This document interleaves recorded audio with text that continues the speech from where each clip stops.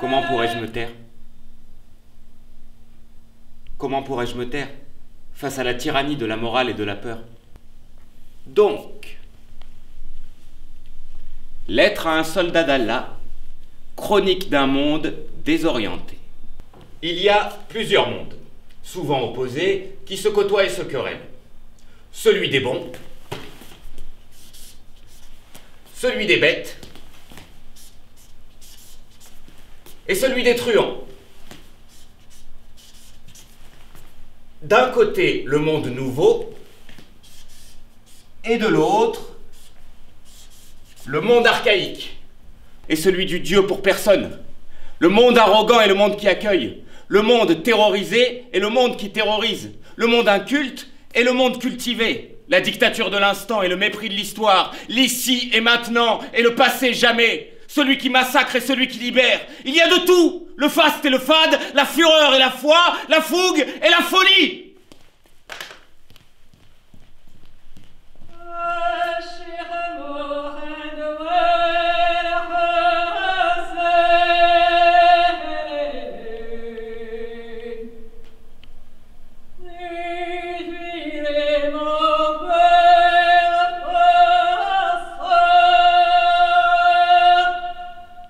Ça a commencé comme ça.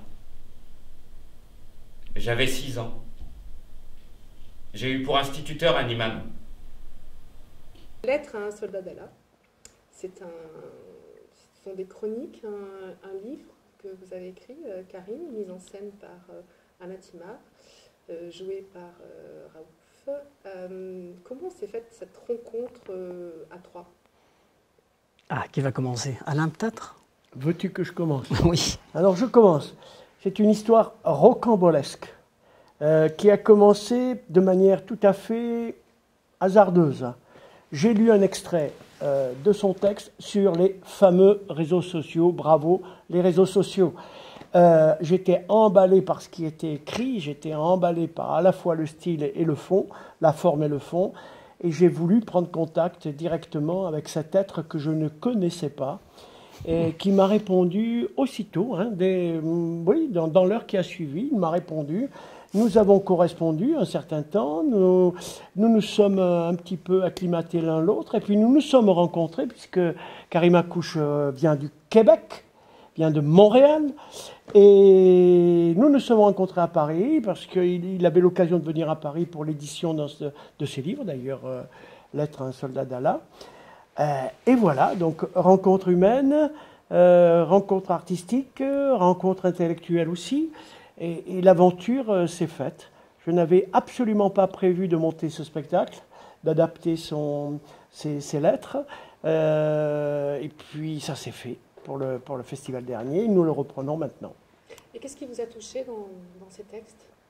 Ce qu'il y raconte, ce qu'il dit, ce qu'il nous raconte du monde contemporain, ce qu'il nous raconte de la religion en général et en particulier de l'islamisme, ce qu'il nous raconte aussi de la société de consommation, du capitalisme effréné dans lequel nous ne sommes pas plongés, dans lequel on se noie aujourd'hui. Et donc cette parole-là me semblait être tout à fait urgente. L'urgence à transmettre, l'urgence à faire entendre et l'urgence à faire vivre ce texte. Alors Karim, est-ce que vous pouvez nous donner un peu cette ligne de départ qui vous a donné envie d'écrire sur cela? C'est un monstre à plusieurs têtes. L'islamisme que j'ai côtoyé en Algérie, qui a même assassiné mes idoles, des poètes, un cousin, des artistes, des médecins, des personnes lambda. Et le consumérisme, parce que je vis en Amérique du Nord. Donc une autre tête, c'est le consumérisme. Une autre tête, c'est la bien-pensance, parce que le puritanisme anglo-saxon envahit le monde, et je le vois à Montréal et en Amérique du Nord, et ça touche la France.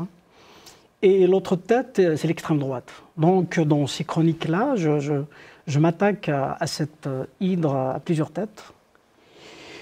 Et j'ai envie de dire, de porter une parole libre, et à travers mon expérience, en tant qu'Algérien, j'ai vécu en France, donc j'ai lu des philosophes français, j'ai lu Nietzsche, j'ai lu des hommes libres et des femmes libres.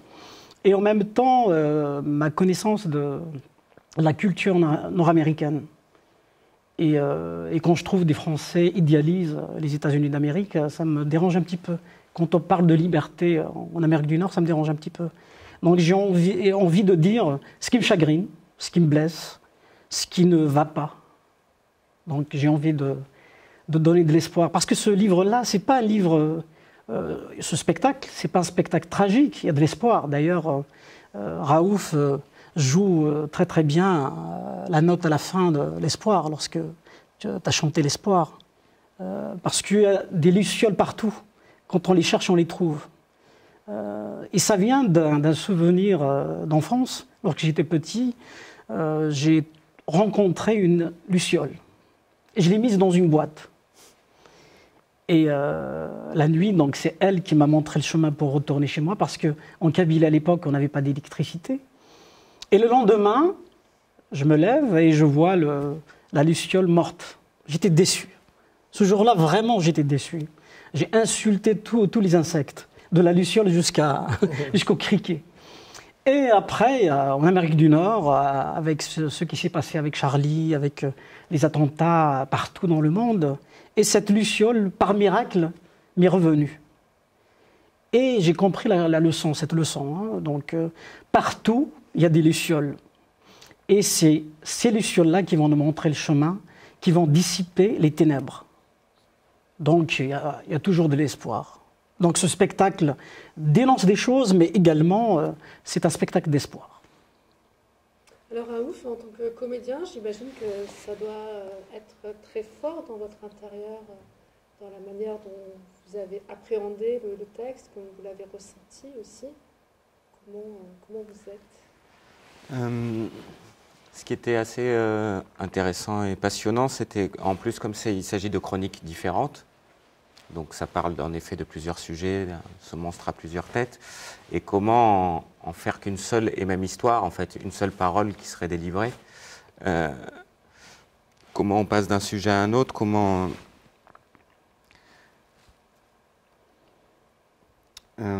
pardon, je cherche mes mots, mais comment trouver une trajectoire, en fait, qui soit multiple et unique à la fois. C'est une parole qui s'exprime, c'est une pensée. C'est celle de Karim, mais là, il faut se l'approprier complètement. Et j'ai envie de dire que je travaille comme si c'était moi qui disais ce texte. C'est moi qui le mettais en corps et en mots. Mais c'est plutôt agréable. Parce que dans le travail, on a essayé de surtout pas passer, puisque Karim et son écriture ne sont pas comme ça, par de la morale, par de l'idéologie, puisque c'est ça qu'il combat. Donc il y avait quelque chose dans le plaisir du jeu de l'acteur qui est réel et qui est pas... C'est pas quelque chose d'anémique ou de... Alors justement, quel est le jeu du comédien pour que ça ne transparaisse pas comme un message idéologique, mais en même temps que ça fasse passer certaines idées tout en restant dans le théâtre et dans la comédie? Je dirais qu'il y a quelque chose de l'enfance, de tout ce qui est dénoncé est fait de manière, je sais pas, je dis ça humblement, mais on cherche un peu l'insolence et l'insouciance de l'enfance, c'est que c'est dénoncé avec le sourire, et puis c'est englobant.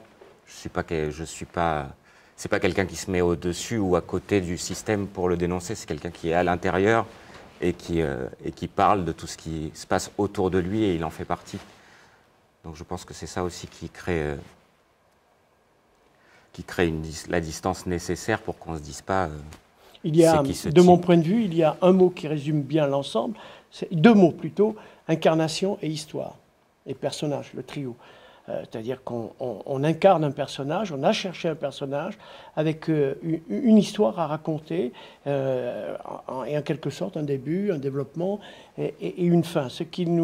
Et cette incarnation, justement, comme le dit ici justement Raouf, nous permet de passer par les émotions, les sentiments, à la fois de l'enfance, de l'adolescence, de l'âge adulte, tout en ne versant pas dans l'idéologie ou le message ou la morale.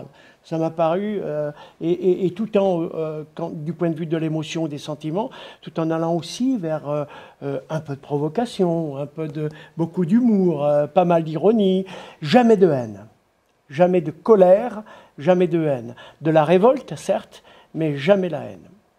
Et quelle est la place sur le plateau, alors, sur l'espace scénique, par rapport à ce seul en scène, finalement? Comment vous l'avez transposé, Alain? L'incarnation? Alors, Karim Akouche nous a laissé une belle liberté pour, justement, parce que les lettres à un soldat d'Allah, lors de l'édition, c'est à peu près 280 pages. 253 pages. 253 pages, dit-il très précisément, et de 253 pages au théâtre, c'est pas possible. Donc il y avait nécessité pour nous d'aller chercher notre propre histoire à l'intérieur de cette parution, ce qu'a accepté tout à fait, oui, avec beaucoup de générosité Karim Akouche, et donc il a accepté une adaptation de cette édition, de ce livre, et c'est ce qui nous a permis justement d'échapper au côté morcelé et d'aller chercher l'unité. L'unité stylistique, l'unité par rapport à l'incarnation et le fait de raconter une histoire. Et voilà, donc tout cela se passe à travers le personnage qu'incarne Raouf. Et je crois que ça, vu les réactions que nous avons eues pendant le festival, voire même, je dirais, la surprise que ce spectacle a amené à créer chez le spectateur, voilà, on s'est dit, on tape juste. Donc là, il va y avoir une représentation pour le grand public, mais aussi une scolaire aussi, je crois. Oui, on aura 3 représentations, deux tout public et une plus spécialement destinée collégiens ou lycéens, je crois. Ça, voilà, avec. Oui, parce que c'est un spectacle que l'on veut pouvoir transporter n'importe où.